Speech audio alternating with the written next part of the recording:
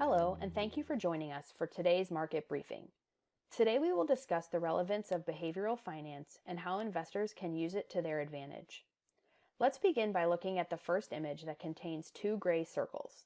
Which one is larger? While the one on the left may appear larger, both circles are the exact same size. When the images are presented in this new format in the picture on the right, our perception changes. It has been shown that investors also tend to rely on their perceptions when making financial and investment decisions. Investors are faced with complex financial decisions to make on a regular basis.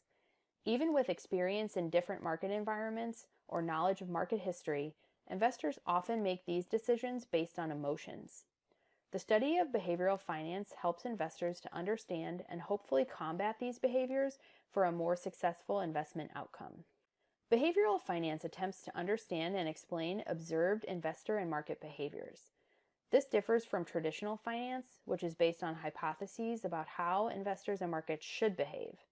In other words, behavioral finance focuses on how investors and markets behave in practice rather than in theory. By focusing on actual behavior, behavioral researchers have observed that individuals make investment decisions in ways and with outcomes that differ from the approaches and outcomes of traditional finance. At its core, behavioral finance is about understanding how people make decisions, both individually and collectively.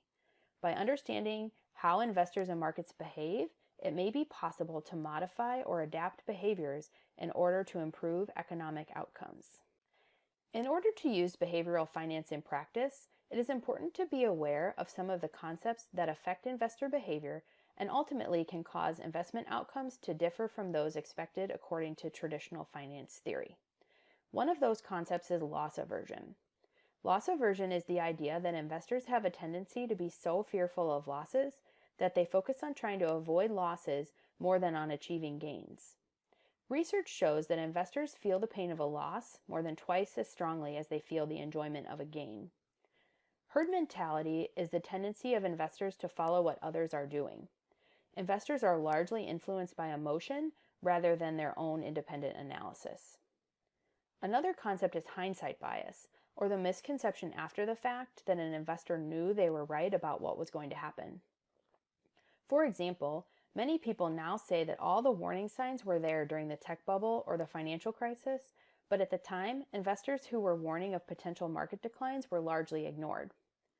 When investors pay closer attention to information that confirms their beliefs than they do to information that contradicts it, they are following the idea of confirmation bias. Recency bias is when investors pay more attention to and emphasize recent events over historical ones. Oftentimes, recency bias can lead investors to make short-term decisions that deviate from their long-term financial plan. Ultimately, behavioral finance is used to help understand why people don't make rational investment decisions, why the market can be volatile, and why market anomalies occur. The integration of behavioral and traditional finance has the potential to produce a superior economic outcome closer to the optimal outcome predicted by traditional finance, while also being easier for an investor to adhere to in practice. From all of us here at RMB, thanks for tuning in.